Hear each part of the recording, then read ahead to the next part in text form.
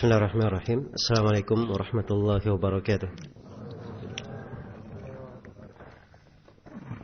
Alhamdulillahi rabbil alamin.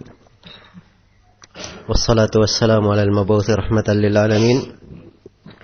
Nabiyina Muhammad wa ala alihi wa sahbihi wa man tabi'akum bi ihsanin ila yaumiddin, amma ba'd.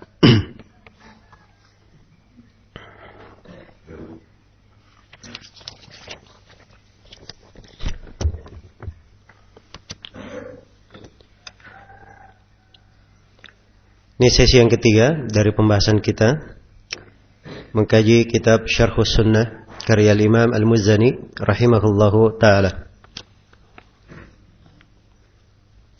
Baik, kita akan membaca pendahuluan penulis di halaman ke-6. Kata beliau rahimahullah, amma ba'du fa innaka aslahakallah sa'altani أن أوضح لك من السنة أمرا تصبر نفسك على التمسك به وتدرأ به عنك شبه الأقاويل وزيغ محدثات الضالين وقد شرحت لك منهاجا موضحا منيرا لم آل نفسي وإياك فيه نصحا بدأت فيه بحمد الله بالرشد والتسديد. Kata beliau, amma ba'du, sesungguhnya engkau, semoga Allah memperbaikimu, telah memintaku untuk menjelaskan sunnah kepadamu, suatu perkara yang akan membuat jiwamu bersabar untuk berpegang teguh dengannya, yang bisa menolak berbagai syubhat terhadapmu, berupa perkataan orang-orang, dan menolak penyimpangan perkara-perkara baru yang dibuat oleh orang-orang yang sesat. Sungguhnya saya telah menjelaskan manhaj yang jelas lagi terang kepadamu, yang saya tidak memedulikan diriku dan dirimu di dalamnya sebagai bentuk nasihat. Di dalamnya saya memulai dengan pujian kepada Allah yang Maha memiliki petunjuk dan pengukuhan. Baik, ini pendahuluan dari penulis rahimahullah setelah basmalah dan doa. Di sini ada beberapa hal yang perlu kita terangkan. Ada 5 poin pembahasan. Yang pertama berkaitan dengan makna amma ba'du. Ini kalimat sering kita dengarkan, khususnya apabila seorang khatib, seorang penceramah telah membawakan khutbah hajatnya, kalimat pembukaan, kemudian dia masuk ke dalam inti pembahasan, maka untuk menyambung hal tersebut dipakai kalimat apa? Amma ba'du. Iya. Amma ba'du ini berasal dari kata yang dimanakan oleh para ulama, mahma yakun min syai'in ba'du. Apa saja yang terjadi setelah itu, atau apa yang ada setelah itu, maka perkara begini dan begitu. Iya. Dan ini adalah kalimat didatangkan untuk mulai masuk di dalam pembahasan. Dan dia adalah kalimat yang fasih, dipakai oleh al-khutaba. Tadi menafsirkan bahwa amma ba'du ini adalah faslul khitab yang diberikan kepada Nabi Daud alaihi salam. Faslul khitab, pembicaraan pemutus yang tidak lagi pembicaraan setelahnya. Iya. Dan penggunaan amma ba'du adalah hal yang dimaklumi di dalam sunnah Rasulullah sallallahu alaihi wasallam.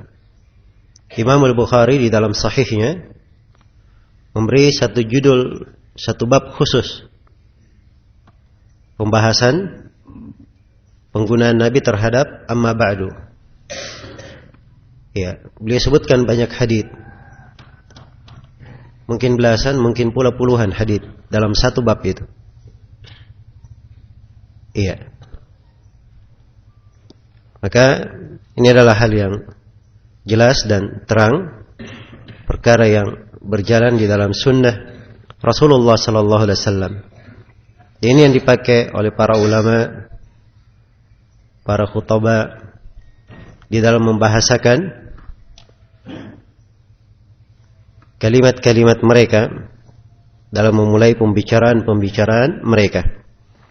Baik, pembahasan yang kedua.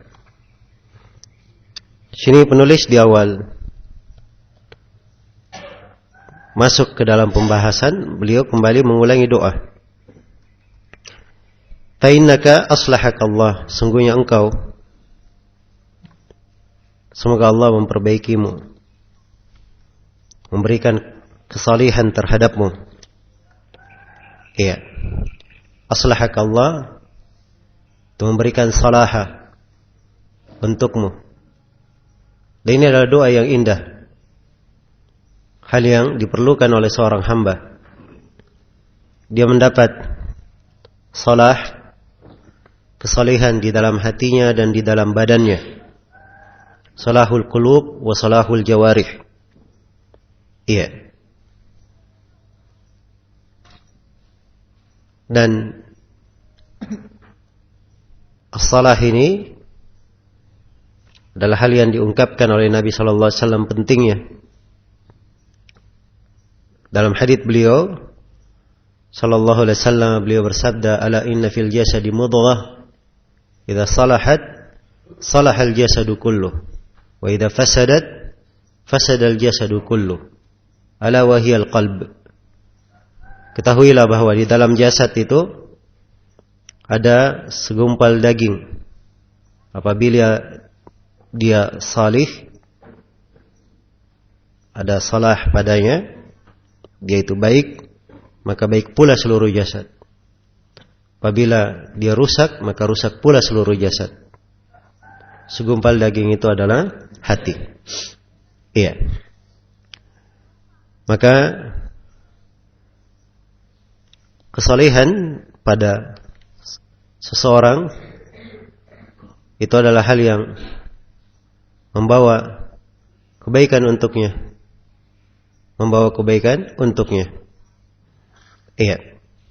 Dan banyak makna yang indah di belakang kata as-salah, yang secara umum ini adalah hal yang baik dari penulis rahimahullahu ta'ala. Beliau doakan kepada orang yang bertanya ini, semoga Allah memberikan salah, perbaikan, kesalihan untuknya. Kesalihan untuknya. Iya. Kemudian penulis rahimahullahu taala ya menjelaskan di sini, fa innaka aslahakallah sa'altani an udhiha laka minas sunnati amran. Sungguhnya engkau, semoga Allah memperbaikimu, memberikan kesalihan padamu, telah meminta kepadaku untuk menjelaskan dari sunnah itu. Iya, di sini penulis menyinggung sebab penulisan buku ini. Kenapa beliau menulis buku ini? Sebab beliau diminta untuk menerangkan sunnah, menerangkan dari keyakinan, akidah yang menjadi pegangan. Iya. Dan hak seorang muslim apabila dia meminta, diberikan apa yang diminta. Iya. Kepadanya, dijawab untuknya. Dijawab untuknya. Dan ini dari kebaikan akhlak penulis rahimahullahu ta'ala. Dan perlu diketahui bahwa Imam Al-Muzani rahimahullah ini termasuk ulama yang memiliki sikap yang indah menghadapi fitnah-fitnah. Beliau berada di masa Dan waktu itu sudah mulai muncul pembahasan fitnah Al-Quran. Fitnah orang yang mengatakan Al-Quran adalah apa? Adalah makhluk. Dan dimaklumi di masa itu. Fitnah yang besar. Dan Imam Al-Muzani tidak banyak bicara di dalam hal itu. Iya, disebutkan dalam sebagian riwayat karena memang Imam Syafi'i memerintah seperti itu, melarangnya. Maka tatkala ada sebagian orang yang membicarakan karena beliau diam, iya. Maka beliau pun menjelaskan hakikat dari keyakinan beliau. Ya. Di kesempatan ada yang bertanya kepadanya. Iya. Dan inilah buku yang beliau tulis, penjelasan akidah beliau, menerangkan apa keyakinan beliau. Apa keyakinan beliau. Dan itulah para ulama. Mereka diam. Iya. Diam dengan penuh kebijaksanaan. Dengan ilmu mereka diam. Ketika berbicara juga dengan ilmu. Berbicara juga dengan apa? Dengan ilmu. Iya. Maka di keadaan yang seperti ini, hendaknya dilihat dan diperhatikan. Apalagi di masa-masa fitnah, kadang tidak semua yang diketahui oleh seorang itu bermanfaat ketika dia ucapkan. Bermanfaat ketika dia ucapkan. Iya.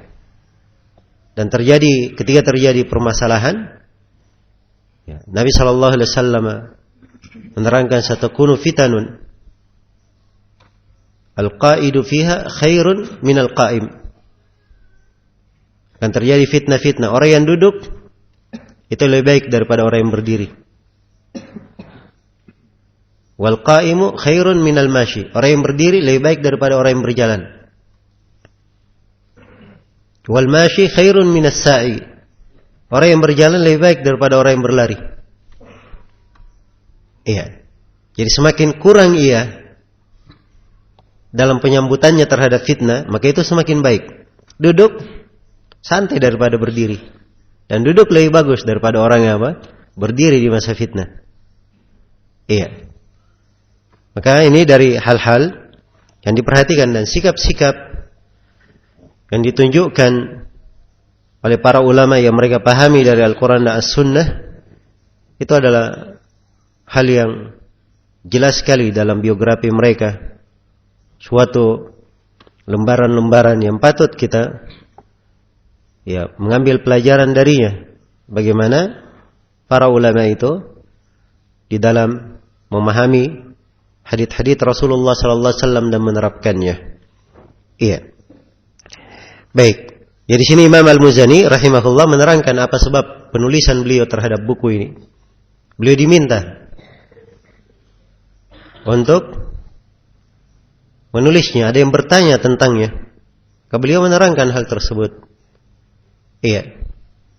Menerangkan keyakinan yang beliau yakini dan beliau terangkan di akhir buku ini bahwa ini keyakinan yang disepakati oleh ulama yang telah mendahului beliau. Telah disepakati oleh ulama yang telah mendahului beliau. Iya. Kemudian di sini Al-Muzani rahimahullahu taala ketika menjelaskan bahwa beliau akan menerangkan as-sunnah. Saltani an udhiha laka minas sunnah. Kau meminta kepadaku untuk menjelaskan sunnah. Iya. Ini sunnah yang telah kita uraikan di awal pembahasan kemarin. Bahwa sunnah di sini bermakna apa? Umum atau khusus? Bermakna umum. Yang sunnah bermakna apa? Islam itu sendiri. Atau sunnah bermakna lawan dari apa? Lawan dari bid'ah. Iya. Beliau ingin menjelaskan, diminta untuk menjelaskan apa itu sunnah. Iya. Tapi tidak seluruh pembahasan sunnah beliau terangkan. Karena itu beliau bahasakan di sini amron, sebuah perkara. Ya, maksudnya suatu dari sunnah itu. Tusabbiru nafsaka 'ala tamassuki bih. Suatu perkara yang akan membuat jiwamu bersabar untuk berpegang teguh dengannya. Wa tadra'u bihi anka syubhal aqawil wa zayga muhdatsati dhallin. Yang bisa menolak berbagai syubhat dari perkataan orang-orang dan menolak penyimpangan perkara-perkara baru yang diadakan oleh orang-orang yang sesat. Ya, di sini Imamul Muzani menerangkan dua faedah dalam mempelajari sunnah. Ini pembahasan kita yang keempat. Iya. Jadi maksud beliau menerangkan sunnah ini, faedah yang beliau inginkan dengan penjelasan yang akan dibaca oleh orang yang bertanya, agar supaya yang pertama, orang yang mendengar sunnah ini, dia sabarkan dirinya di atas hal tersebut.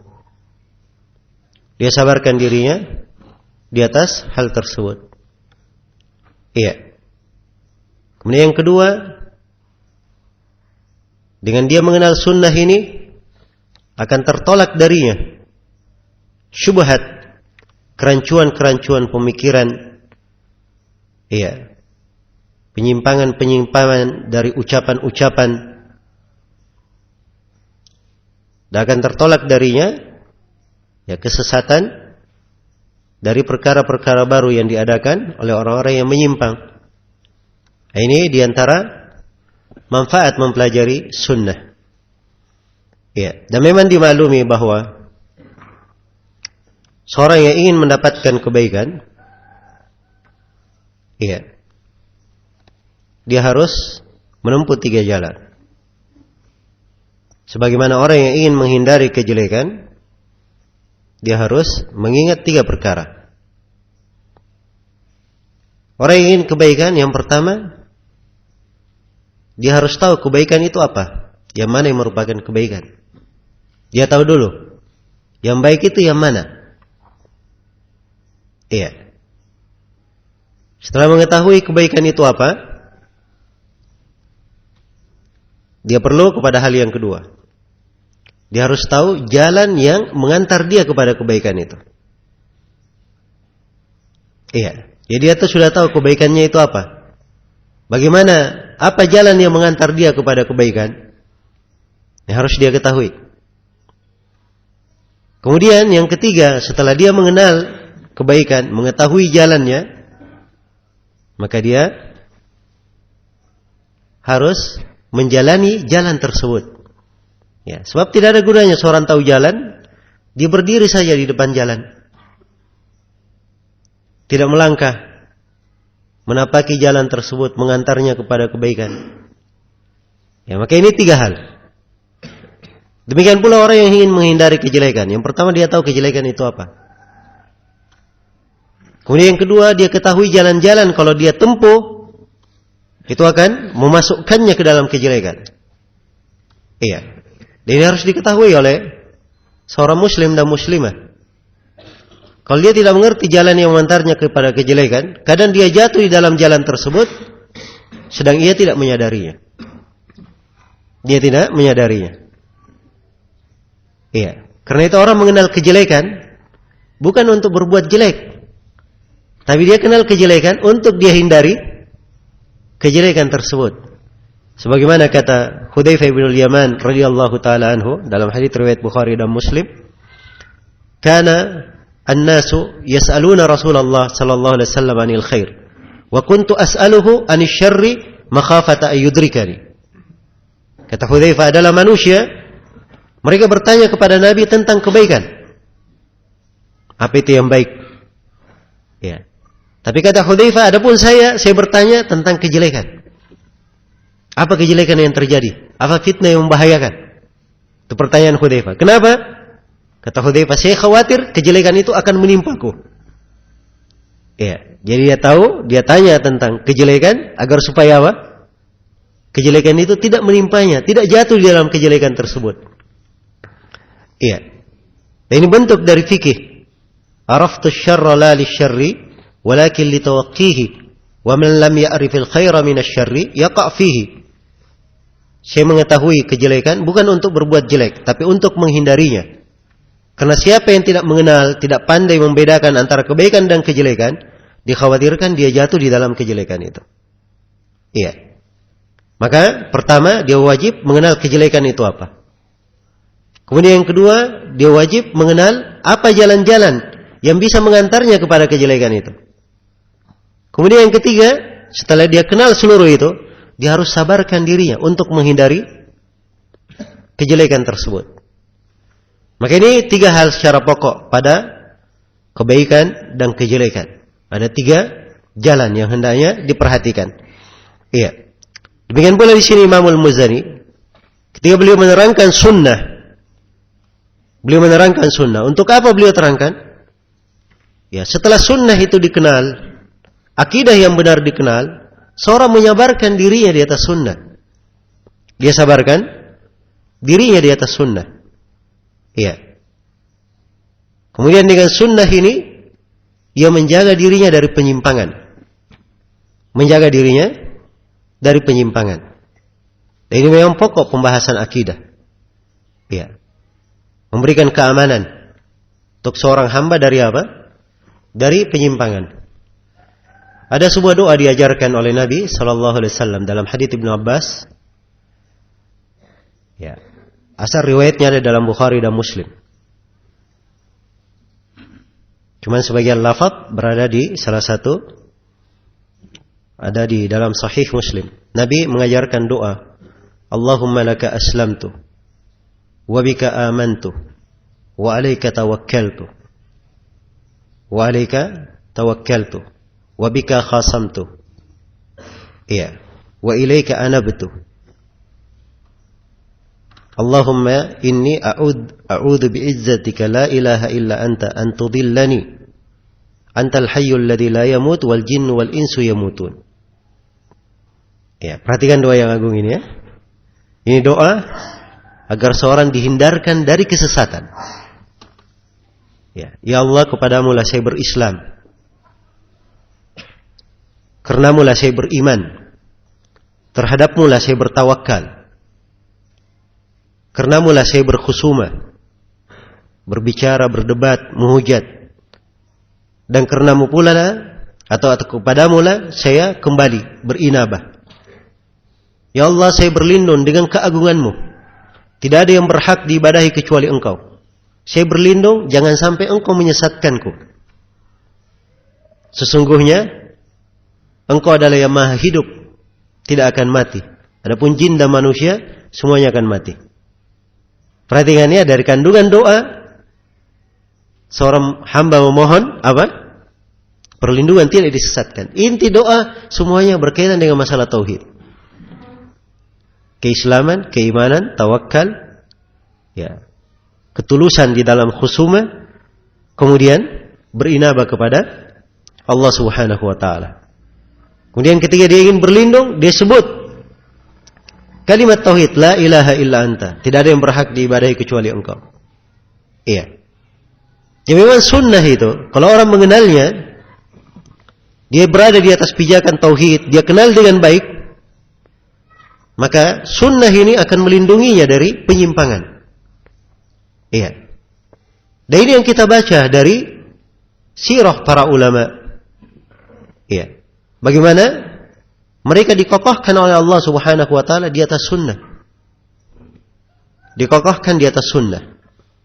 Kalau ada dari ulama yang ada dalam biografinya terjadi penyimpangan padanya, itu pasti ada sesuatu dari sunnah yang dia selisih.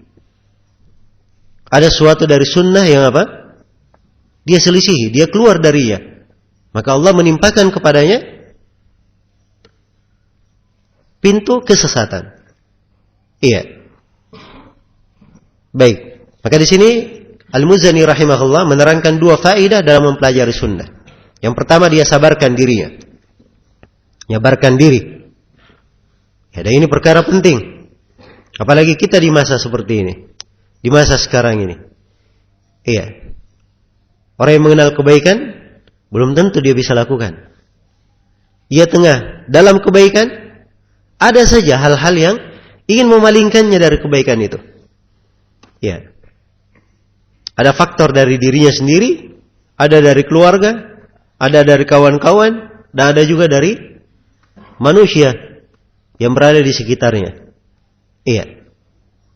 Kadang seorang dipalingkan dari sunnah, dan di sini perlu kesabaran. Perlu kesabaran. Nah, itu dihasankan oleh Syekh Al-Albani sebuah hadits Rasulullah sallallahu alaihi wasallam bersabda, "Ya'ti 'alan nasi zamanun al-mutamassiku bis sunnati kal qabid 'alal jamr." Akan datang nanti suatu masa ya, kepada manusia, orang yang berpegang teguh dengan sunnah itu bagikan orang yang menggenggam bara-bara api. Jadi dia memegang sunnah seperti memegang apa? Bara api. Ya, orang yang memegang bara api kira-kira bagaimana? Memberikan bahaya kepada tangannya atau tidak? Memberikan bahaya. Membakarnya. Iya. Tapi itulah sunnah. Dia harus bersabar memegangnya. Dia harus bersabar memegangnya. Iya. Maka adanya ujian-ujian harusnya tidak menghalangi seorang untuk bersabar, berpegang teguh dengan sunnah Rasulullah sallallahu alaihi wasallam. Iya. Nah, inilah yang ingin diterangkan oleh Al-Muzani. Kalau seorang sudah mengenal sunnah itu apa, maka kewajibannya dia bersabar di atas sunnah tersebut. Ya. Faedah dari kesabaran sangat banyak sekali.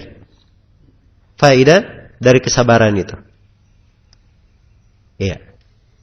Dan keutamaan seorang yang berpegang dengan sunnah, apalagi di masa ada fitnah, itu lebih besar daripada yang lainnya. Lebih besar daripada yang lainnya. Karena memang kaidah umumnya di dalam agama kita, al-jaza, al-masyaqqah, atau inna idhamal jaza ala qadar idhamil bala. Sungguhnya besarnya pahala sesuai dengan besarnya ujian dan cobaan. Iya. Ketika ada ujian dan cobaan yang sampai kepadanya besar, maka itu akan memperbesar pahalanya kalau dia bersabar di dalamnya. Iya. Maka di masa seorang itu menyabarkan dirinya di atas sunnah, itu adalah keberuntungan. Itu adalah keberuntungan. Karena itu Nabi sallallahu alaihi wasallam mengabarkan, "Badal Islamu ghariban wa yas'udu ghariban kama bada, fatuba lil ghuraba." Islam itu awal mulanya datang dalam keadaan asing. Iya. Dianggap asing apa yang dibawa oleh Nabi sallallahu alaihi wasallam. Dimaklumi bagaimana awal kali Islam ini datang. Dianggap asing. Kemudian Nabi berkata, dan akan kembali Islam ini dianggap asing. Di kali yang kedua. Keterasingan yang pertama bukan karena keterasingan yang pertama adalah Islam agama yang baru datang. Iya, menyelisihi agama kaum musyrikin. Maka beliau dianggap asing.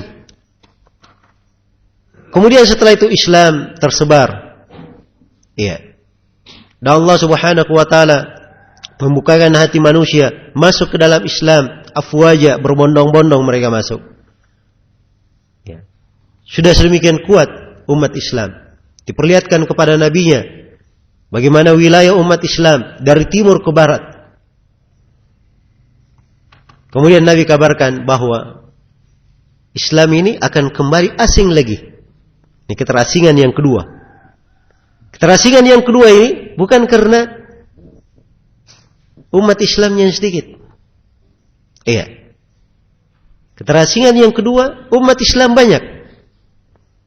Tapi tuntunan sunnah yang dibawa oleh Nabi ini yang dianggap asing oleh manusia. Dianggap asing oleh manusia. Sehingga kadang seorang beramal dengan ayat Al-Quran, hadits di dalam sunnah Rasulullah sallallahu alaihi wasallam diterima akan kesahihannya, tapi subhanallah dianggap asing di tengah manusia. Dianggap asing di tengah manusia. Ya. Contoh saja misalnya larangan berdoa kepada orang yang sudah meninggal. Ya. Ini dari sunnah, tapi dianggap asing oleh manusia. Oh, ini kebiasaan turun-temurun. Ya, kiai-kiai saja melakukannya. Kok kamu melarangnya? Dianggap asing orang yang apa?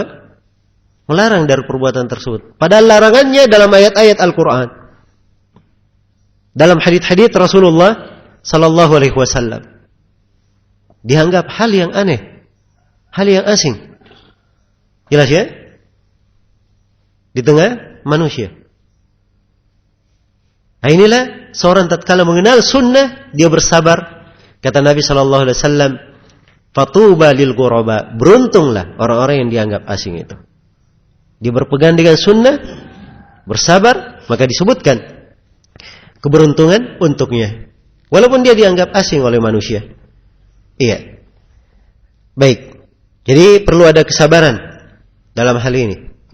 Wasbir nafsaka ma'al ladhina yad'una rabbahum bil ghadati wal 'ashi yuriduna wajha wa la ta'du aynaka 'anhum turidu zinatal hayatid dunya wa la tuti' man aghfalna qalbahu 'an dhikrina wattaba'a hawa wa kana amruhu furuta.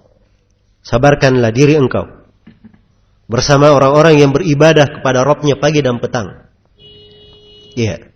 Dia sudah kenal sunnah, sudah mengenal orang-orang yang memegang sunnah, kewajibannya dia bersabar. Bersabar dengan mereka. Bersabar bersama mereka di dalam membangun sunnah, dalam melaksanakan sunnah itu. Dan Allah sebutkan dalam kelanjutan ayat, dan jangan engkau palingkan kedua matamu dari mereka, ya, karena menghendaki dari perhiasan dunia. Menghendaki dari perhiasan dunia. Dan Allah ingatkan, jangan kamu ikuti orang-orang yang kami buat hatinya itu sudah lalai. Dan perkaranya adalah perkara yang centang perenang. Sebab siapa yang keluar dari sunnah, perkaranya adalah perkara yang tercerai-berai, tidak boleh diikuti. Iya. Maka ini ayat yang agung, perintah untuk bersabar. Perintah untuk bersabar. Ya, dan kesabaran itu sendiri adalah sebuah ibadah yang sangat agung. Sebuah ibadah yang sangat agung. Karena itu kalau diperhatikan, ya, di belakang ujian, di belakang cobaan ada hikmah-hikmah. Ya, seorang mengambil manfaat di belakangnya.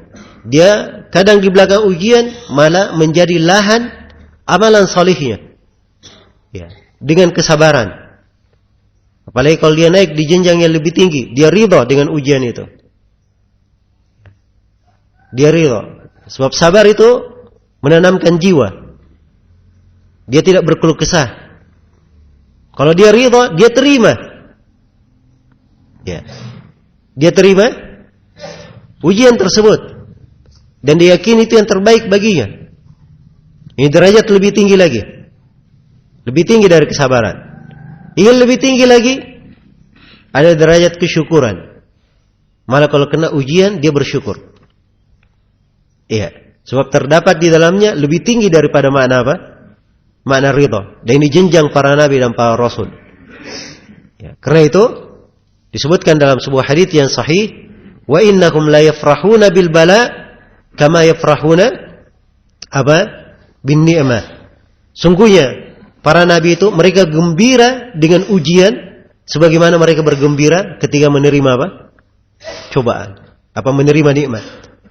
Mereka bergembira dengan ujian dan cobaan ketika sebagaimana mereka bergembira ketika menerima nikmat. Nah, ini jenjang yang tinggi. Iya. Maka jenjang-jenjang ibadah terbuka bagi seorang hamba. Kalau dia sudah mengenal sunnah, ya bersabar di dalamnya, apalagi kalau dia mengerti jenjang-jenjang yang lainnya. Dia mendakwakan sunnah tersebut, meninggikan sunnah tersebut, menjunjung tinggi sunnah tersebut, menolong orang-orang yang membela sunnah tersebut. Ini jenjang-jenjang yang lainnya. Iya. Karena itu di sini penulis menyebut dua faedah. Faedah yang pertama, dia sabarkan dirinya di atas sunnah. Dan faedah yang kedua, wa tadra'u bihi anka syubhal aqawil wa zayga muhdatsatid dhallin. Kamu tolak dari dirimu, ya. Kamu hindarkan dari dirimu berbagai syubhat. Perkataan, aqawil, ucapan-ucapan yang tidak memiliki sumber. Iya. Wa zayga muhdatsatil dhalin, dan kau melindungi dirimu dari penyimpangan perkara-perkara baru yang diadakan oleh orang-orang yang sesat. Iya. Kita diperintah untuk berlindung dari penyimpangan, menghindari syubhat. Iya, menghindari syubhat. Sebab orang-orang yang punya penyakit di dalam hatinya, punya penyimpangan di dalam hatinya, dia gemar mengikuti hal-hal yang samar, perkara yang sifatnya mutasyabih.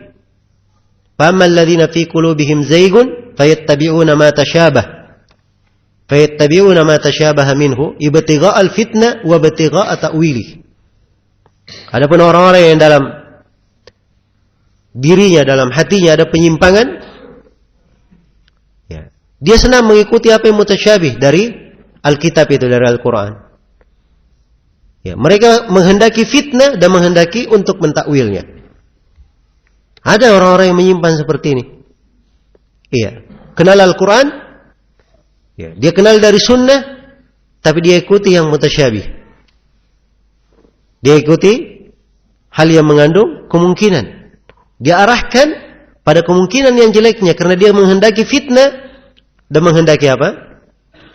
Menghendaki takwilnya. Iya. Baik. Maka ini dari makna seorang menghindari penyimpangan. Dan Allah Subhanahu wa taala telah mengingatkan dalam banyak ayat, wajibnya kita menjaga diri dari penyimpangan-penyimpangan tersebut. Ya, dan inilah sifat ahli sunnah. Sifat orang-orang yang mengenal sunnah. Ya, di dalam sebuah hadits yang sahih, haditsnya memiliki banyak jalan, ya, dan bisa dihasankan. Rasulullah sallallahu alaihi wasallam bersabda, "Yahmilu hadzal ilm min kulli khalafin uduluhu, yanfuna anhu tahrif al-ghalin wa intihal al-mubtilin wa ta'wil al-jahilin." Sungguhnya ilmu ini pada setiap generasinya, pada setiap masanya disandang oleh orang-orang adil mereka. Orang-orang adil mereka, inilah para ulama terpercaya. Inilah orang-orang yang berpegang dengan sunnah. Iya. Apa orang-orang yang adil ini? Apa hal peramalan yang mereka lakukan? Diterangkan 3 sifat. 3 sifat mereka. Iya. Dia menjaga agama dari tahrif, perubahan yang dilakukan oleh orang-orang yang ekstrim. Ini yang pertama. Dia jaga agama dari tahrif. Ada nas di tahrif, dirubah maknanya, atau dirubah lafadznya. Iya. Dan orang-orang adil yang ada di setiap masa ini, mereka menjaga agama dari orang-orang yang seperti ini, dari perubahan-perubahan yang dilakukan oleh orang-orang yang ekstrim. Tugas mereka yang kedua, ya, mereka menjelaskan jalannya ahlul batil, orang-orang yang membuat kebatilan, wantihal al-mubtilin. Dan tugas mereka yang ketiga adalah menjelaskan, menafikan, menghilangkan dari agama takwil orang-orang jahil. Takwil orang-orang jahil. Iya. Jadi penafsiran dari orang-orang jahil, pemahaman dari orang-orang jahil, ini merusak. Ya, sebab dia memahami sesuatu bukan pada tempatnya, tidak dibangun di atas ilmu. Iya. Maka itulah tugas para ulama, menerangkan dan menjelaskan. Menerangkan dan menjelaskan. Jadi kalau ada yang jatuh dalam kesalahan, kemudian ulama diam saja, iya, tidak menerangkannya. Orang yang mempunyai ilmu diam saja, tidak menerangkan saja, tidak menerangkan, maka ini akan membawa kejelekan di tengah umat. Iya. Baik. Jadi ini 2 faedah di dalam mempelajari sunnah. Seorang kalau mengenal sunnah, faedah yang pertama, dia bisa menyabarkan dirinya di atas sunnah. Ya, membuka untuk dirinya lahan kebaikan dengan kesabaran tersebut. Kemudian yang kedua, kalau dia mengenal sunnah, dia bisa menghindarkan darinya dari penyimpangan, dari syubhat. Ya, dan ini keistimewaan orang yang mengenal sunnah. Iya. Kalau dia kenal sunnah, syubhat itu tidak berbahaya baginya. Iya. Dimaklumi bahwa setiap orang atau tidak setiap orang mampu menjawab syubhat. Tapi kalau dia kenal sunnah, hatinya sudah sangat kuat, seperti kaca. Iya. Kena syubhat, mungkin akan mengotori kaca tersebut. Tapi debu kotoran tidak masuk ke dalam kaca, tidak menembusnya, hanya mengotori saja.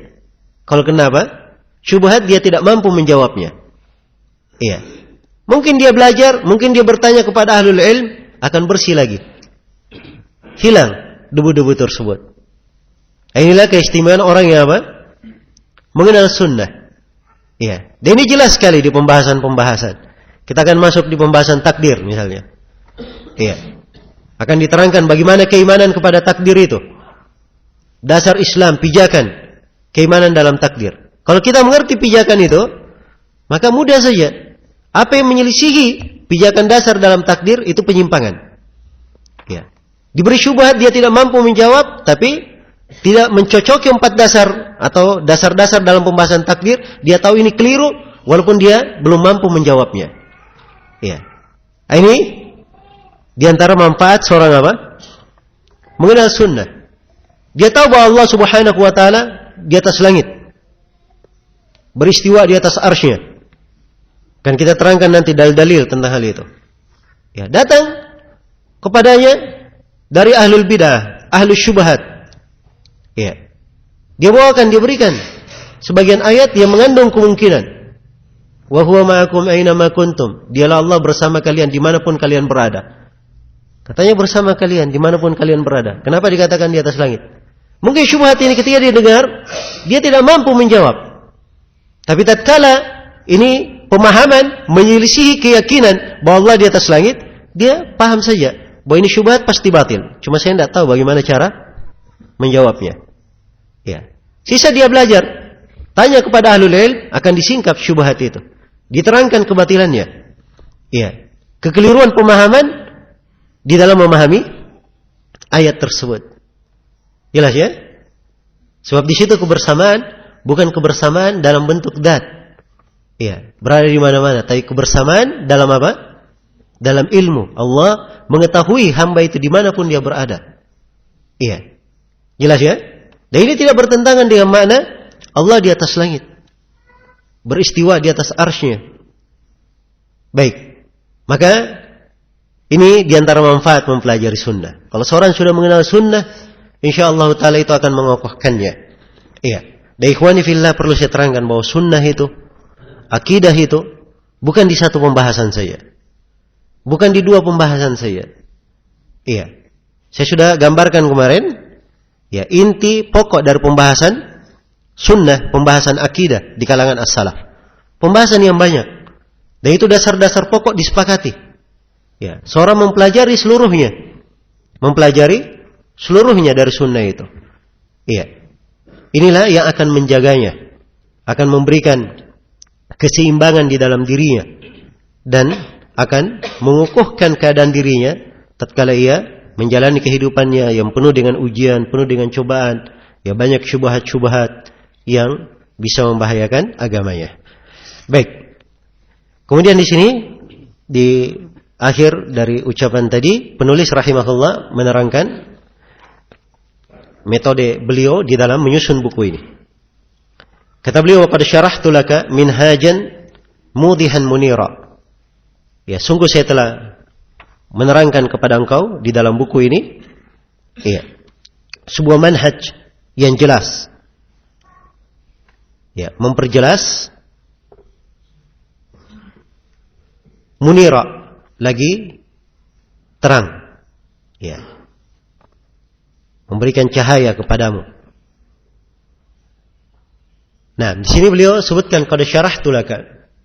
Ini tampak bahwa penulis memberikan pendahuluan ini setelah ringkasan akidah yang beliau buat selesai. Jadi akidahnya sudah selesai. Ya, beliau tulis, ya barulah beliau memberikan pendahuluan ini. Ya. Pengantar yang dikirim kepada siapa? Orang yang bertanya langsung. Baik. Jadi beliau di dalam buku ini ya, menerangkan sebuah manhaj, jalan. Iya. Mudihan yang memperjelas. Muniran yang menerangi. Ya. Sebab ini inti dari pembahasan akidah. Akidah Islam itu ya, adalah akidah yang sangat menjelaskan. Sifatnya terang. Karena itu Nabi diperintah untuk berkata, "Qul hadhihi sabili ad'u ila Allah ala basiratin ana wa man ittaba'ani wa subhanallah wa ma ana minal musyrikin." Katakanlah wahai Nabi Muhammad, sesungguhnya ini adalah jalanku. Perhatikan, hanya pakai kata tunjuk ini. Ya. Dan kata tunjuk ini itu dipakai untuk sesuatu yang sudah apa? Sudah jelas. Iya. Ini si fulan, hanya ditunjuk saja. Sudah jelas. Tidak perlu diterangkan. Ini si fulan yang begini, begitu. Tidak. Sebab kalau diterangkan lagi itu artinya dia belum dikenal. Iya. Maka sifat dari syariat sudah jelas. Ini adalah jalanku. Iya. Saya berdakwah kepada Allah di atas jalan ini. Saya dan orang-orang yang mengikutiku. Dan orang-orang yang mengikutiku. Iya. Dan Rasulullah sallallahu alaihi wasallam menjelaskan bahwa sunnah beliau adalah hal yang sangat terang. Tidak ada kegelapan, tidak ada kekaburan di dalamnya, apalagi kegelapan. Iya, beliau bersabda, "Qad taraktukum 'alal bayda, lailuha kanahariha, la yazigu anha ba'di illa halik." Sungguh saya telah meninggalkan kepada kalian suatu petunjuk yang sangat putih.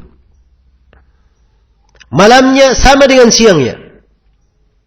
Saking jelasnya. Tidak ada yang menyimpang darinya kecuali apa? Kecuali binasa. Iya, ini sifat umum ya dari manhaj ahli sunnah. Iya, manhaj as-salaf. Jalan yang manhaj yang jelas menerangi. Iya. Tidak hanya diterangkan kebaikan untuk diikuti, bahkan diterangkan juga kejelekan untuk dihindari. Iya. Dan ini hidayah yang Allah berikan kepada manusia. Wa hadainahun najdain. Kami beri hidayah kepada manusia kepada an-najdain, dua najd. Iya. Dua najd ini ada dua penafsiran di tafsir ayat. Salah satunya dia diberi hidayah untuk melihat jalannya, jalan baik atau jalan apa? Jalan buruk. Jalan yang baik diterangkan, diperjelas, dan jalan yang buruk juga diperjelas, dirinci agar supaya dihindari. Iya. Semuanya dirinci dalam syariat kita. Wa kadzalika nufassilul ayat wa litastabina sabilul mujrimin. Demikian kami merinci ayat-ayat supaya tampak jelas jalannya orang-orang yang berdosa. Ayat dirinci menampakkan penyimpangan orang-orang yang berdosa. Dan di dalam hadits Abdullah bin Amr bin As yang diriwayatkan oleh Imam Al-Bukhari dan Imam Muslim, Rasulullah sallallahu alaihi wasallam bersabda, "Innahu lam yakun nabiyyun qabli illa kana haqqan alaihi ayadulla ummatahu ala khairi ma ya'lamuhu lahum wa yunzirahum an syarri ma ya'lamuhu lahum." Sungguhnya tidak ada seorang nabi pun sebelumku kecuali wajib atas nabi tersebut menerangkan segala kebaikan yang diketahui bagi umatnya. Dan wajib atas nabi tersebut menerangkan segala kejelekan yang bisa membahayakan umatnya. Iya, maka tidak ada satu kebaikan pun kecuali sudah diterangkan. Dan tidak ada satu kejelekan pun kecuali telah diperingatkan oleh Rasulullah sallallahu alaihi wasallam. Iya. Dan ini dasar pokok. Ini manhaj mudihan, munira, menerangkan, iya. Memberikan cahaya untuk seorang hamba. Ya, dan inilah sifat penjelasan dari para ulama. Ya. Karena itu, ya, siapa yang menghendaki jalan kebaikan, hendaknya dia baca buku-buku as-salaf. Ya, dia baca keterangan-keterangan para ulama. Ya. Dan di masa sekarang ini, tatkala seorang ada permasalahan, dia lihat dari para ulamanya. Dia menjadi patokan. Mereka orang-orang yang berilmu. Iya. Yang menimbang di Al-Quran dan As-Sunnah. Dan Allah Subhanahu wa taala telah mengabarkan, atau Rasulullah sallallahu alaihi wasallam telah mengabarkan, bahwa pada setiap masa masih ada sekelompok dari para ulama yang menegakkan agama, menampakkannya. Iya. Maka ini yang hendaknya kita perhatikan. Baik. Jadi ini metode beliau di dalam penyusunan buku ini. Ya, beliau menjelaskan kandungan akidah, ya, dalam sebuah manhaj, gampang diikuti, metode yang mudah untuk diperhatikan, iya, mudah untuk dicermati. Dan beliau di dalam buku ini tidak menguraikan ya banyak dari dalil, hanya beliau sampaikan kesimpulan-kesimpulan. Ya, sebab memang ingin dijadikan sebagai sebuah manhaj yang dipegang, dasar yang mudah untuk dicermati. Kata beliau, lam alu nafsi wa iyyaka fihi nusha, yang saya terus menerus ya memberikan nasihat di dalamnya tanpa memedulikan diriku dan dirimu. Maksudnya dia mengerahkan segala kemampuannya ya di dalam menyusun buku ini sebagai bentuk nasihat. Sebagai bentuk nasihat. Iya. Dan an-nusuh ini kata diartikan dalam bahasa Indonesia dengan kata nasihat. Yang sebenarnya dia di dalam bahasa Arab kalimat lebih luas. Iya. Sebab kata an-nusuh itu adalah mengandung makna ketulusan. Iya. Ketulusan. Seperti kalau madu misalnya dikatakan dalam bahasa Arab nasahtul asal, saya menasihati madu, itu artinya madunya dibersihkan sampai tidak ada apa? Kotorannya. Iya. Maka seorang hamba yang di atas manhaj nasihat, dia akan memberikan kepada umatnya, kepada saudaranya, dia akan melakukan sesuatu yang paling tulus, paling bagusnya. Iya, paling murninya. Dan ini yang dibahasakan oleh penulis di sini, Imam Al-Muzani rahimahullahu taala. Iya. Sebab segala sesuatu kalau dibangun di atas dasar nasihat, maka ini akan menjadi perkara yang indah. Sebab memang agama dibangun di atas nasihat. Kata Rasulullah sallallahu alaihi wasallam, ad-dinun nasihah. Agama itu adalah nasihat. Iya. Hadits Tamim bin Aus ad-Dari riwayat Muslim. Dan dalam hadits Jarir bin Abdullah al-Bajali yang diriwayatkan oleh Imam Al-Bukhari dan Imam Muslim, beliau berkata, bayatu Rasulullah sallallahu alaihi wasallam ala sami wa ta'ah wan nushi likulli muslim. Saya membaiat Rasulullah sallallahu alaihi wasallam untuk mendengar dan taat dan untuk menasihati setiap muslim. Kata beliau, bada'tu fihi bihamdillahi birrusydi wat tasdid. Saya memulai di dalam buku ini, dalam penyusunannya ya, dengan pujian kepada Allah yang Maha memiliki ar-rusyd, petunjuk, dan Maha memiliki at-tasdid, ya, pengukuhan, pelurusan. Ya, tasdid itu ya diluruskan. Iya, sehingga sangat lurus sekali. Seperti anak panah, ya. Kalau ingin dipakai anak panah ini, maka harus diukur dengan lurus, ya, dan seimbang. Barulah anak panahnya bisa dipakai, akan tepat mengenai sasaran. Nah, itu ditasdid namanya. Makanya ketika diluruskan dalam bahasa Arab disebut ditasdid. Iya, ditasdid. Maka seorang hamba memohon kepada Allah. Iya, memohon kepada Allah at-tasdid. Iya. Memohon kepada Allah Subhanahu wa taala al-huda wat tasdid, as-sadad. Ya, dan dengannya dia diluruskan. Dan di sini penulis rahimahullah menyebutkan bahwa ya beliau di dalam buku ini memulai dengan memuji Allah. Ya, kenapa? Sebab Allah lah yang Maha memiliki petunjuk dan Maha memberi tasdid. Memberi tasdid. Ini syarat ya bahwa beliau di dalam ya menyusun buku ini mengharapkan apa yang beliau tulis itu adalah petunjuk, dan apa yang beliau goreskan di dalam tulisannya ini itu diluruskan. Ya, oleh Allah Subhanahu wa taala suatu hal yang kuat bisa menjadi pegangan.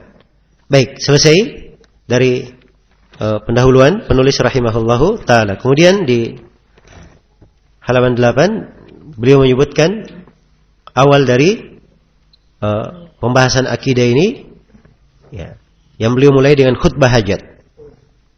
Kata beliau, alhamdulillahi ahaqqu man dzukir wa aula man syukir wa alaihi uthni. Nah, kata beliau, alhamdulillah, segala puji hanya milik Allah. Ahaqqu man dzukir, yang maha berhak untuk diingat. Ya, maha berhak untuk dilakukan zikir kepadanya. Wa aula man syukir, yang paling pantas untuk disyukuri. Wa alaihi uthni, hanya baginya lah saya memberi segala sanjungan. Iya. Perhatikan ya, khutbah hajat ini ringkas. Terkandung di dalamnya 5 pembahasan. Pembahasan yang pertama yang perlu kita terangkan dari khutbah hajat penulis adalah penyebutan mana alhamd, mana pujian. Iya. Alhamd didefinisikan oleh Ibnu Al-Qayyim rahimahullahu taala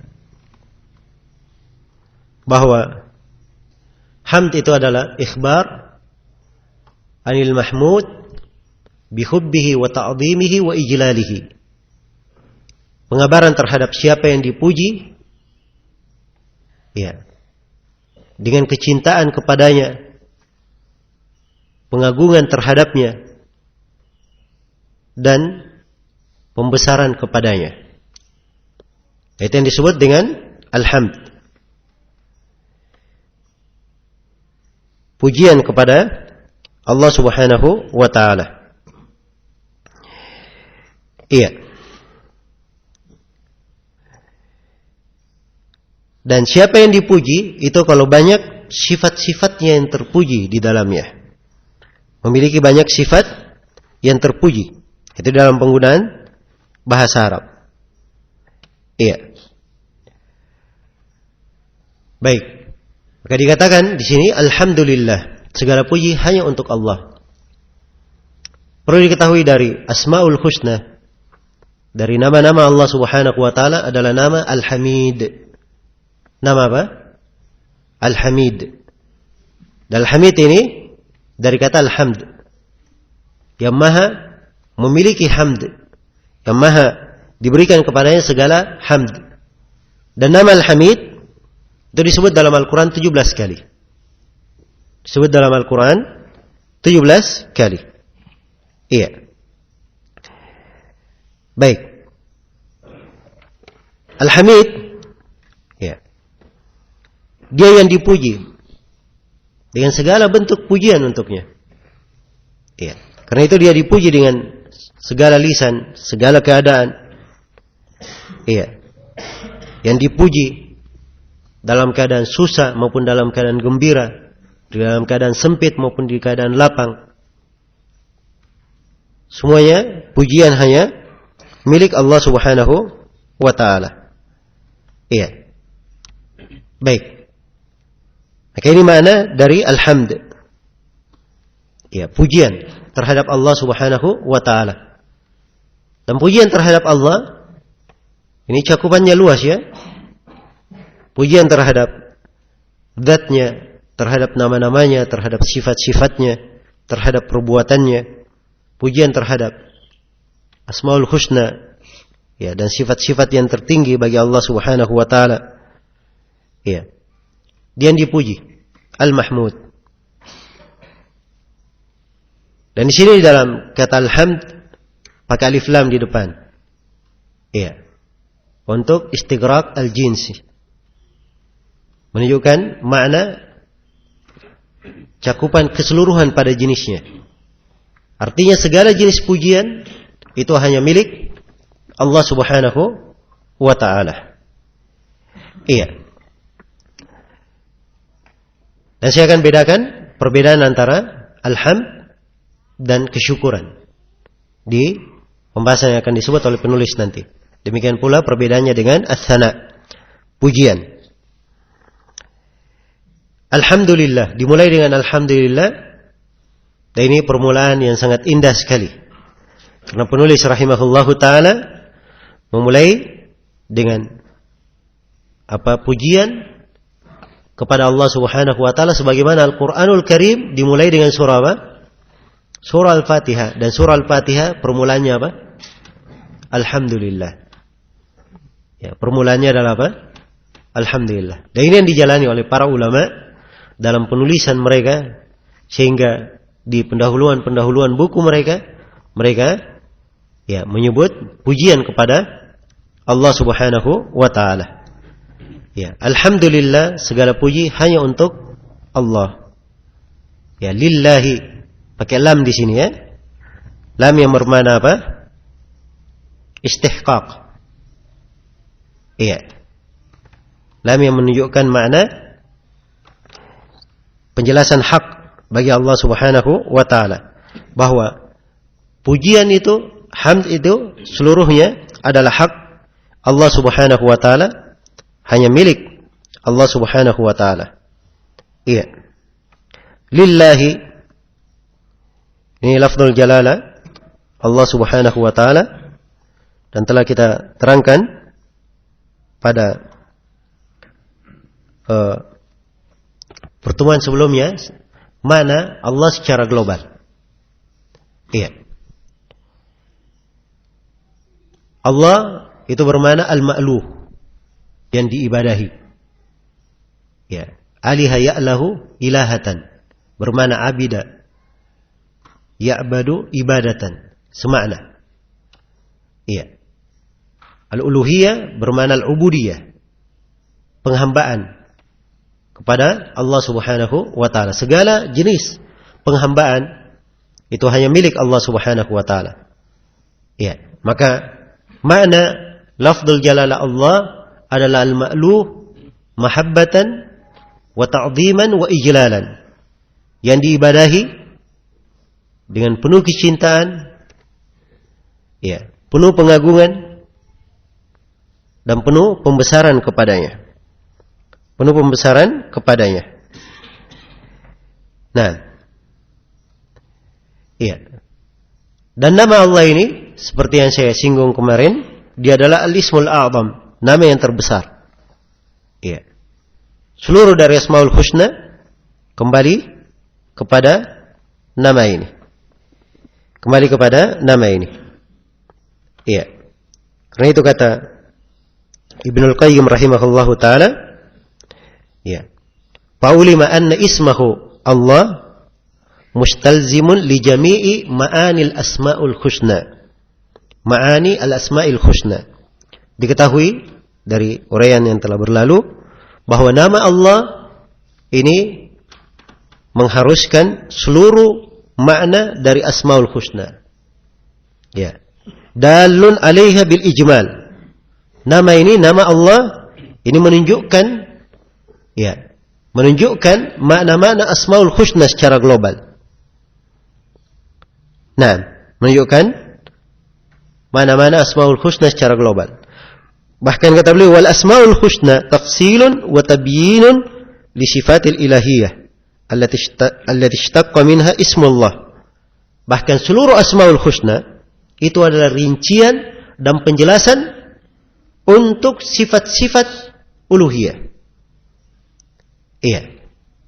Sifat-sifat penghambaan kepada Allah Subhanahu wa taala.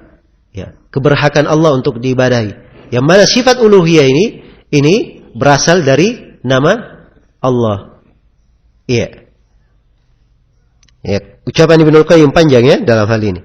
Yang beliau ya sebutkan dan beliau terangkan cara lengkap bagaimana Asmaul Husna itu seluruh maknanya kembali kepada apa? Lafzul jalalah Allah. Iya. Karena itu dalam syahadat ya, hanya disebut apa? Asyhadu an la ilaha illallah. Disebut nama Allah. Nah, disebut nama yang lainnya. Iya. Di dalam adzan, di dalam qamat, ya.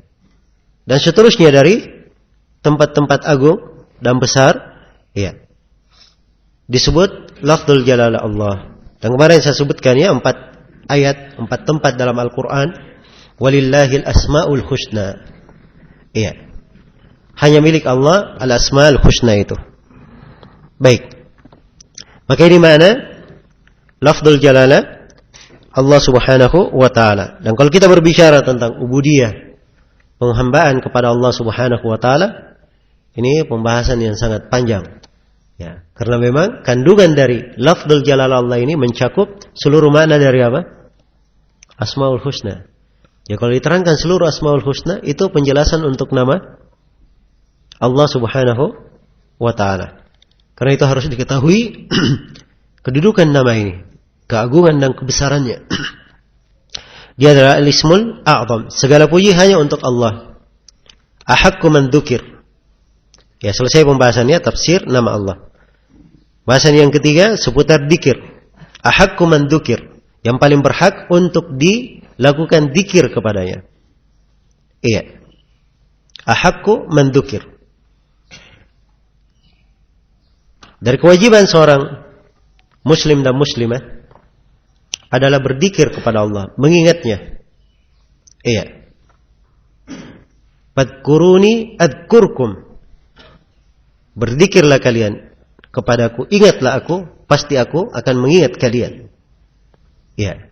Ya ayyuhalladzina amanu dzkurullaha dzikran katsira wasabbihuhu bukratan wa asila. Wahai orang-orang yang beriman, berzikirlah kalian kepada Allah dengan zikir yang banyak. Dan bertasbihlah kepadanya siang, pagi dan petang. Iya. Dan zikir kepadanya itu yang paling besar. Karena Allah berfirman, "Wala dzikrullahi akbar." Dan zikir kepada Allah itulah yang paling apa? Itulah yang paling besar.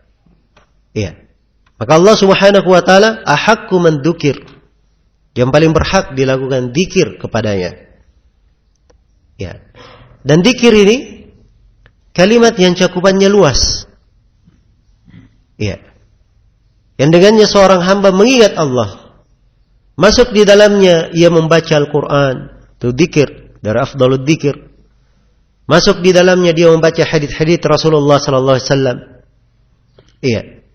Dan masuk di dalamnya penyampaian ilmu. Ya.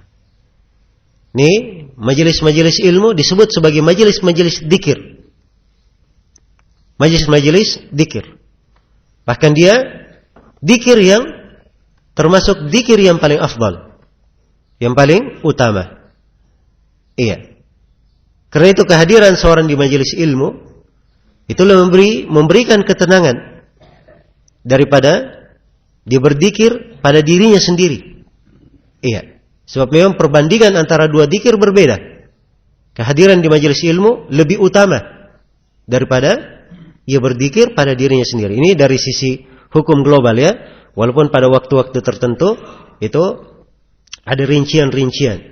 Sebab kadang sebagian zikir di tempatnya, di waktunya itu lebih tepat, lebih diutamakan. Seperti zikir di belakang salat itu lebih didahulukan. Ya. Di waktu setelah salatnya. Ya, tidak diisi dengan hal yang lainnya. Maka hukum secara global bahwa majelis-majelis ilmu itu dari zikir yang paling afdal, yang paling utama. Iya. Baik. Dan Allah Subhanahu wa taala ahaqqu man dzukir, yang paling berhak untuk diingat. Untuk diingat. Dan dalam mengingat Allah Subhanahu wa taala, ya. Selain dia adalah kewajiban, ya, terdapat di dalamnya berbagai kebaikan untuk hamba.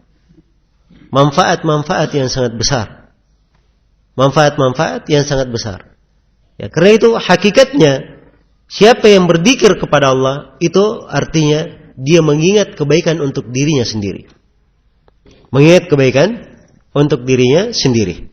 Ya, dan ini pembahasan menguraikan tentang zikir, cabang-cabangnya, pembahasan yang ada di dalamnya luas ya.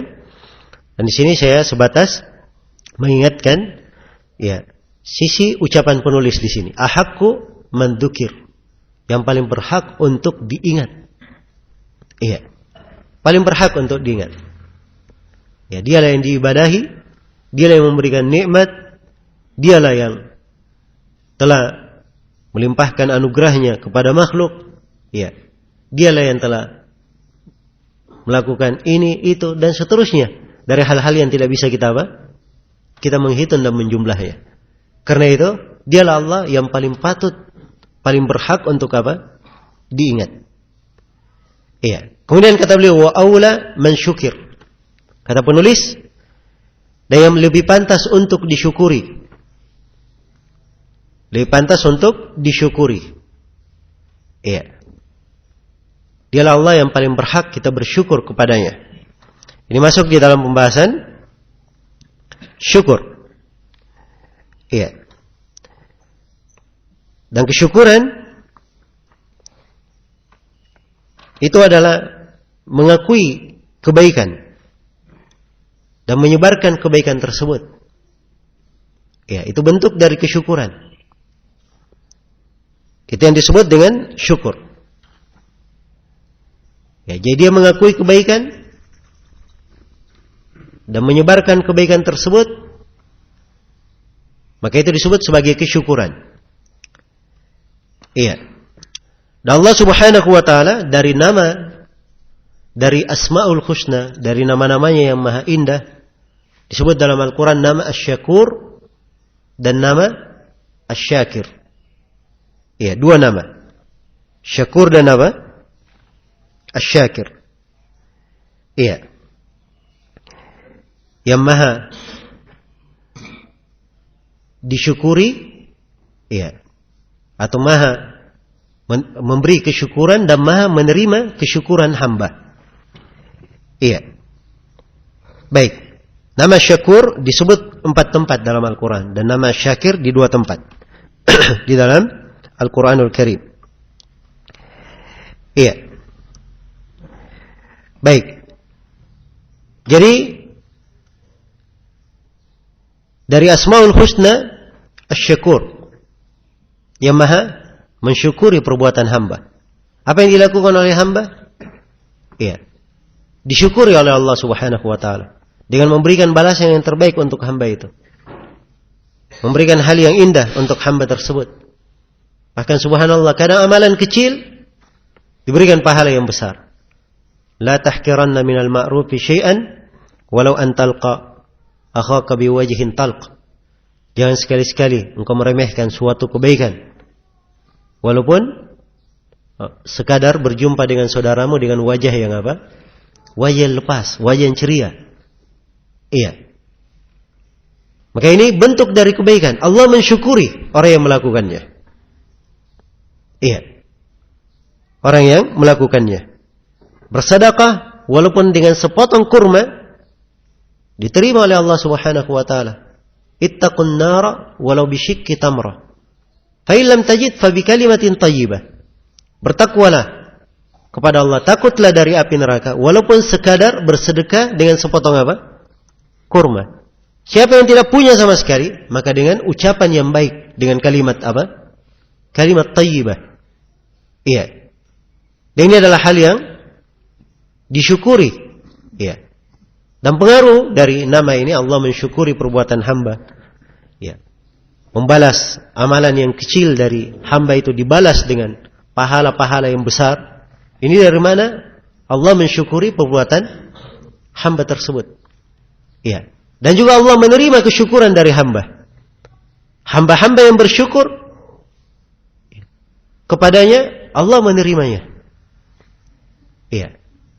Allah menerimanya dan mencintai hamba-hambanya yang mensyukuri nikmat-nikmat Allah Subhanahu wa taala. Karena itu kita diperintah untuk bersyukur kepadanya.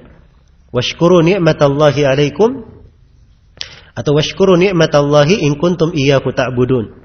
Bersyukurlah kalian semua terhadap nikmat-nikmat Allah kalau memang kalian itu beribadah hanya kepadanya. Iya. Segala nikmat hanya milik Allah. Maka harus diketahui bahwa seorang hamba hendaknya bersyukur hanya kepada Allah saja. Bersyukur hanya kepada Allah Subhanahu wa taala saja. Ya, dan para ulama menyebutkan bahwa kesyukuran itu memiliki beberapa rukun. Memiliki beberapa rukun. Beraneka ragam ucapan para ulama dalam hal ini. Ada ucapan Imamul Qurtubi. Dan mungkin yang paling indahnya adalah apa yang disebut oleh Ibnul Qayyim rahimahullahu ta'ala. Kata beliau, kata Ibnul Qayyim rahimahullah dalam Madarij As-Salikin, kata beliau, wasyukru mabniyun ala khamsi qawaid. Kesyukuran itu dibangun di atas 5 kaidah. Rahmakallah. Dibangun di atas 5 kaidah. 5 rukun bagi siapa yang ingin bersyukur. Yang pertama, khudu'us syakir lil mashkur. Ketundukan seorang yang bersyukur itu kepada Allah yang dia syukuri. Yang pertama, dia tunduk. Kemudian yang kedua dari rukun kesyukuran, hubbuhu lahu, dia cinta kepada Allah yang dia syukuri. Itu yang kedua. Yang ketiga, wa thana'uhu alaihi, dia puji Allah terhadap sebelumnya ada lagi satu sebelumnya. Yang ketiga, wa i'tirafuhu bi ni'mati, dia mengakui nikmat Allah. Dia akui seluruh nikmat itu datangnya dari Allah. Sebagaimana firman Allah, wa ma bikum min ni'matin famin Allah. Nikmat apapun yang ada pada kalian, maka itu dasarnya dari Allah. Rukun yang ketiga atau rukun yang keempat, wa thana'uhu alaihi biha, dia memuji Allah terhadap nikmat itu. Dia memujinya. Memuji dengan lisannya, berkata alhamdulillah. Kalau ditanya tentang suatu nikmat, dia sebutkan bahwa ini adalah pemberian Allah. Itu adalah pemberian Allah. Nah, kemudian rukun yang kelima, kata Ibnul Qayyim, wa alla yasta'milaha fima yakrah. Jangan dia gunakan nikmat itu pada hal yang tidak disenangi oleh Allah. Ini 5 rukun dari kesyukuran. Kalau seorang menegakkannya, barulah dia dikatakan sebagai hamba yang apa? Hamba yang bersyukur. Dia tunduk kepada Allah. Yang kedua, dia cinta kepadanya pada segala nikmat yang dia berikan. Kemudian yang ketiga, dia akui nikmat-nikmat itu datangnya dari Allah. Kemudian yang keempat, dia puji Allah terhadap nikmat-nikmat itu. Kemudian yang kelima, dia tidak menggunakan nikmat itu kecuali pada hal yang dicintai dan diridhai oleh Allah, bukan dalam hal yang dibenci oleh Allah Subhanahu wa taala. Baik. Ini secara global tentang makna syukur. Pembicaraan tentang keutamaan syukur, keindahan syukur tersebut, kebaikannya dan manfaatnya bagi seorang hamba di dalam menjaga nikmat. Sebab kesyukuran ini menjaga nikmat dengan kesyukuran nikmat-nikmat yang diberikan kepada hamba akan terjaga. Ma yaf'alullahu bi'adzabikum in syakartum wa amantum wa kana Allahu syakiran alima. Allah tidak perlu menyiksa kalian sepanjang kalian itu bersyukur. Allah tidak perlu menyiksa kalian sepanjang kalian itu bersyukur dan beriman. Dan sungguhnya Allah Maha mensyukuri perbuatan hamba dan Maha mengetahui. Maha mengetahui siapa yang bersyukur dari hamba-hamba itu dan beriman dengan keimanan yang benar. Baik. Kemudian di sini ada perbedaan antara alhamd dan syukur. Ada perbedaan antara alhamd dan syukur. Hamd pujian, bersyukur juga ada makna memuji Allah Subhanahu wa taala. Bagaimana kita membedakan antara hamd dan syukur? Baik. Ibnul Qayyim rahimahullah menyebutkan ada perbedaan antara syukur dan hamd itu dari beberapa sisi. Sisi yang pertama berkaitan dengan bentuknya. Dilihat dari bentuknya, syukur itu lebih luas daripada daripada hamd. Kalau dilihat kepada bentuknya, dia lebih luas. Karena kesyukuran kadang dengan hati, dia tunduk, kemudian dia serah diri kepada Allah, dan kesyukuran kadang dengan lisan, dia menyanjung memuji Allah, dan kesyukuran kadang dengan anggota tubuh, dia melakukan ketaatan kepada Allah Subhanahu wa ta'ala. Iya. Jadi kesyukuran dari sisi itu, dari sisi bentuknya, iya, dia lebih umum. Berbeda dengan hamd, pujian. Iya. Pujian. Di mana alhamd itu, ya, kaitannya dengan memuji Allah Subhanahu wa ta'ala dengan lisannya. Ya. Adapun kesyukuran kaitannya dengan 3 hal. Dengan lisan, hati, dan apa? Anggota tubuh. Ya. Afadatkumun na'ma'u minni thalathatun. Yadi wa lisani wa dhamir al-muhajjaba. Ya, kata seorang penyair, ya, dia bahasakan kesyukuran. Ya, dan Allah berfirman kepada Nabi Daud, wa'amalu ala Daud syukran. Ya, lakukanlah wahai keluarga Daud kesyukuran, perbuatan. Ya, perbuatan. Tapi berbeda dengan alhamd, dia adalah pujian. Nah, kemudian dari sisi lain, ya, alhamd kadang lebih umum. Ya, alhamd kadang lebih umum dari sisi dia ini pujian terhadap Allah pada segala hal. Ya, adapun kesyukuran itu berkaitan dengan nikmat-nikmat yang Allah berikan kepadanya, dia mensyukuri. Tapi kalau alhamd, dia memuji Allah, memuji nama-namanya, memuji sifatnya, keagungannya, kebesarannya. Dan itu tidak dikatakan mensyukuri nama-namanya, mensyukuri sifat-sifatnya, tidak. Tapi dikatakan apa? Memujinya. Dikatakan memujinya. Baik. Jadi pujian, ya, kepada Allah Subhanahu wa ta'ala ini kaitannya lebih luas. Alhamd lebih luas. Beda dengan kesyukuran. Kesyukuran terhadap nikmat dan perbuatan baik yang Allah berikan kepada seorang hamba. Iya.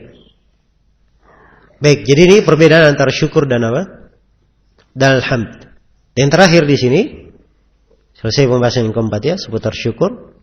Yang terakhir, wa alaihi uthni, dan kepadanya lah, dan hanya baginya saya memberi segala sanjungan. Ini memberi thana. Ya, dan thana kalimat yang luas. Kalimat yang luas. Ya. Karena memang pujian terhadap Allah tidak bisa dihitung. Sebagaimana Nabi sallallahu alaihi wasallam bersabda, ya, anta kama athnaita ala nafsik. Ya. La uthni thana'an alayka anta kama athnaita ala nafsik. Saya tidak mampu untuk menghitung thana, sanjungan terhadapmu. Engkau adalah sebagaimana yang engkau sanjung terhadap dirimu. Iya.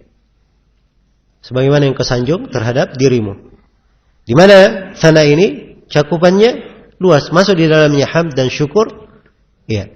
Karena itu penulis tutup dengan kata wa alaihi uthni, dan kepadanya saya memberikan thana. Iya. Dan ini semuanya adalah pengagungan-pengagungan dari penulis rahimahullahu ta'ala di awal pendahuluannya. Dan itulah sifat orang-orang yang memiliki akidah yang kuat. Iya, sebab ini pembahasan akidah. Seorang masuk di dalamnya, menerangkan dan menjelaskan bagaimana keyakinan itu yang baik kepada Allah Subhanahu wa ta'ala, maka harusnya dia uraikan hal tersebut, dia gambarkan di dalam pendahuluannya. Apa yang menggambarkan, menunjukkan kemurnian akidahnya dan baiknya ketulusannya kepada Allah Subhanahu wa ta'ala. Baik. Selesai sudah, ya, khutbah hajat dari penulis rahimahullahu ta'ala. Ya, waktu sudah habis, ya. Mungkin untuk sesi yang ketiga ini kita cukupkan sampai sini. InsyaAllah ta'ala kita akan sambung nanti di sesi berikutnya. Ya. Subhanakallahumma wa bihamdik asyhadu an la ilaha illa anta astaghfiruka wa atubu ilaik. Walhamdulillahirabbil alamin.